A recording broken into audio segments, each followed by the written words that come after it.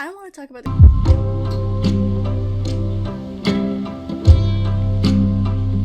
Clearest Blue is a really interesting song in the mix of all the other songs during Heartstopper. It's categorized as synth pop and also categorized as new wave. I think one of the most interesting things about anything in like a synth pop category is a lot of times anything involving synth is like trying to sound kind of retro. And I just think that's pretty interesting that this song specifically on the playlist really reminded me of a classical piece of music.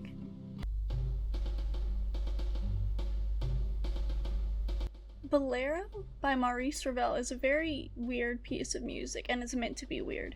So Boléro is actually a specific type of dance and song from Eastern Cuba. So naming his song Boléro was actually just like naming waltz waltz. This actually happens a lot in classical music, especially if the music is meant for a ballet, as Boléro was supposed to be written for a ballet. So Ravel wrote a piece of music and named it after the type of music he was trying to make. This is a 15-minute long piece, and it actually can't even really be considered a bolero because it's in 3/4 time and boleros are supposed to be in 4/4 time. But the thing that really sticks out about Boléro, Ravel wanted it to just be a simple melody repeated over and over again for the whole 15 minutes. There are 18 different parts to this whole piece, and it's literally just the same thing, the same melody played over and over and over again, using different instruments, getting increasingly louder. What really makes this piece interesting is the repetition and the building. The very simple melody of the song is repeated 18 times using different instruments. So the intro to the piece, we have a snare drum keeping the beat, a single flute, and the violins and cellos playing like a really low quarter beat kind of rhythm in the background.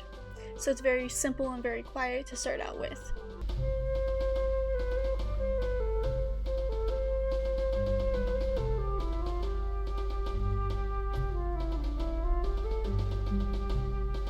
After those instruments play through the music once, they repeat it again, but now we add in new instruments. We add in a second flute that does the same beat as the snare drum, a clarinet, and some extra strings, namely violas and cellos.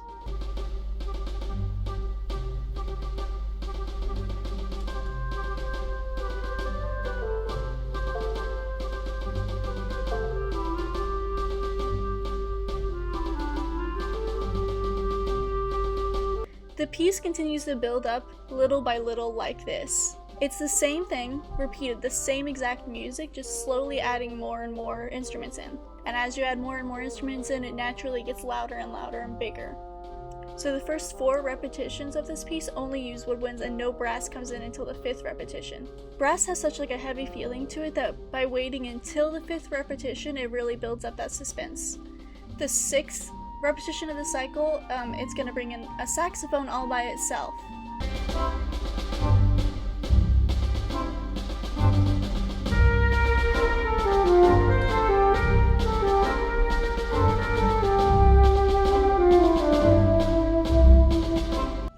And I think at this point is really the turning point and the feeling of the music.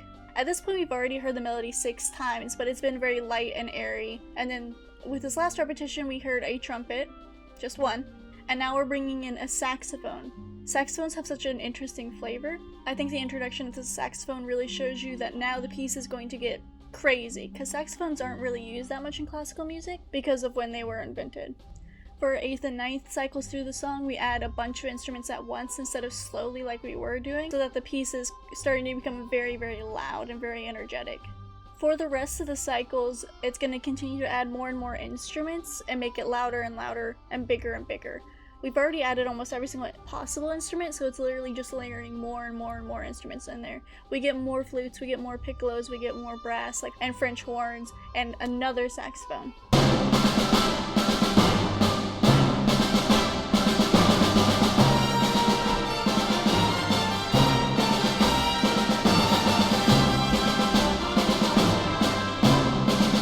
On the 16th and 17th repetition, more instruments are added on to the beat.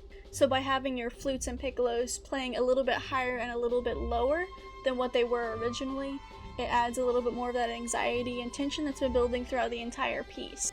And then the finale of the piece, it's only 5 bars long.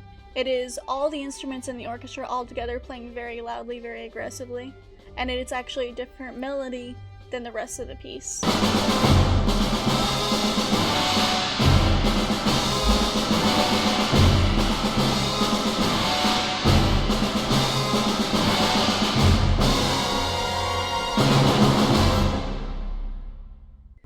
So this piece really just goes out with a big bang. Every single instrument in the orchestra is playing the loudest that they can. And even though the piece comes to this big amazing end, we still have that snare drum in the background, plodding along like it has been throughout the entire piece. This is definitely a very interesting piece of music. Ravel even described it as being an experimental piece. He made the piece because he had been rejected from writing for a ballet, and he was upset about that, so he decided he wanted to write something a little bit more creative and more experimental. Even though it's one of his most widely known works, he himself actually really hated it. One of the things he hated about it was how simple it was. When it was first performed, nobody liked it. There's a story that a woman in the crowd stood up and yelled, "The madman, the madman!" saying that this piece was basically just madness, and Ravel, when he heard that, he said yes, she understood the piece. A lot of people have wondered, Boléro pulls a special type of feeling out of people, namely anxiety, fear, because of the way it builds and because of kind of like the dissonant sounds that the instruments make. A lot of people have wondered that maybe there was something psychological that caused Ravel to write something like this. Of course, no one's really sure, but there are some theories. Some people say it might be a symptom of Alzheimer's. Obsessively repeating words or phrases can sometimes be a sign of Alzheimer's. And then there's another theory that it was dementia. Ravel did end up showing signs of dementia the same year he wrote Boléro. Another reason people think it might have been early signs of dementia, there was a woman named Anne Adams. She was also suffering with dementia when she heard the piece. After hearing the piece, she created this artwork, a visual representation of not only how Boléro made her feel, but almost like what the music was to her. Something that's interesting is that Anne actually did not know that Ravel was thought to have dementia when she created this artwork. But I think the visual repetition of what happens in the music is very, very interesting. So back to my original point. Why does Clearest Blue remind me of Boléro by Ravel?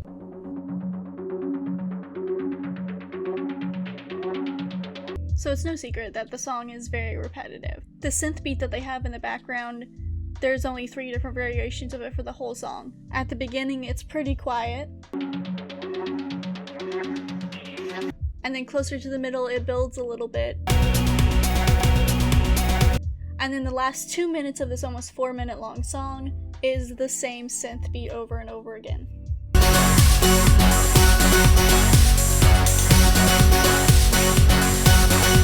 As a general rule, most songs go verse, refrain, maybe a bridge, and then the refrain again, or something similar to that effect, but it's usually like a back and forth.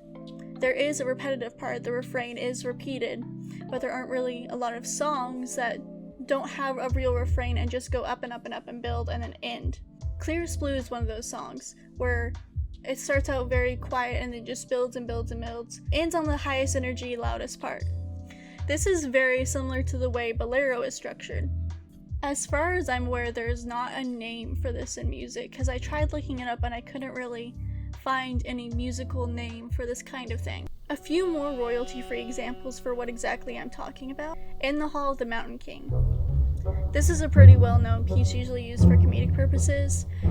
It's the same as these 2 other songs that I'm talking about. It starts very quiet with a very simple quiet melody, then slowly builds and builds and builds till the finale, where in the ballet, Peter Gynt is then found out by the Troll King. There actually aren't very many songs like this that I could find, at least. While doing research for this, somebody suggested that Carnival of the Animals, the elephant, would be a good example of this. I think, however, the Red-Headed Cuckoo, which is also from Carnival of the Animals, I think is a better example than the elephant, although it's still not quite there.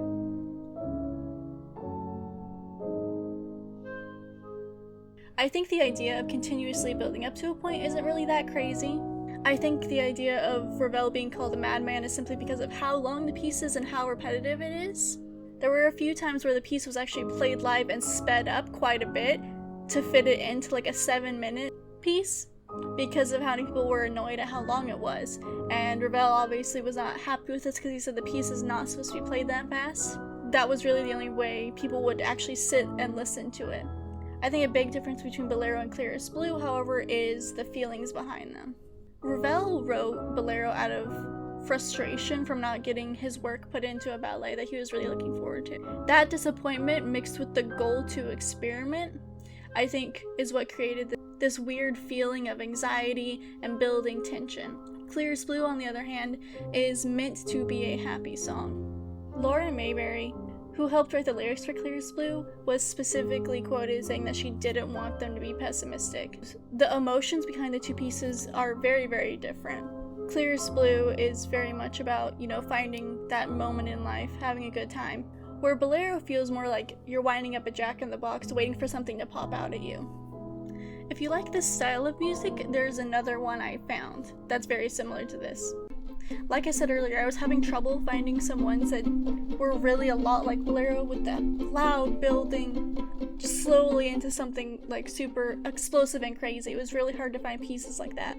The thing about this song is it's part of a bigger album, so by itself it would be a Boléro style piece. It has a very abrupt ending because this one actually flows into the next song on the album, but if you listen to it by itself, it's just a Boléro style piece. It starts off soft and quiet with flutes, and it grows bigger and bigger and bigger until eventually you get to the big climactic ending and then a very abrupt stop. Again, something different about this piece than Boléro is the emotion behind. This piece to me feels very light and airy. It reminds me more of like everyday style of magic and happiness, like looking at your everyday life and trying to invoke some sort of fun, almost like adding a little bit of excitement and adventure into very mundane type things. I think this idea of constantly building up the piece, going bigger and louder until the very end, the giant big bang finish. I think it's a super interesting way to write music, and I wish I could find more of it. I think the repetition in itself can become annoying very fast. I feel like Clear as Blue could very easily have turned into the same thing. I feel like if it was not during a part that meant a lot to me emotionally, I don't think I would like it as much as I do. I think pieces like this can serve a very specific purpose very well. I think the building of the music can be really fun and interesting. I think each one of these examples that I've mentioned follow a few strict rules. Very simple melodies and chords and beats. Just repeated and repeated and repeated, but also built up and up and up, and the energy continues to grow with it until it can't go anywhere and it explodes. And while we have confirmation that Ravel saw his piece as experimental, for Clear as Blue we don't have that confirmation. I think it's always good to try something different with music. People might hate it and call you a madman in the middle of your piece, or it might be part of a TV show or a ballet. And even though it's easy to say everything's been done before and point to this as an example, Clear as Blue might feel fun and refreshing, and then you can very easily say, well, Ravel did it first. But I still think it's a good thing to try different things. A lot of the times pop music can be so formulaic that every new song that's coming out kind of blends together, at least in my opinion.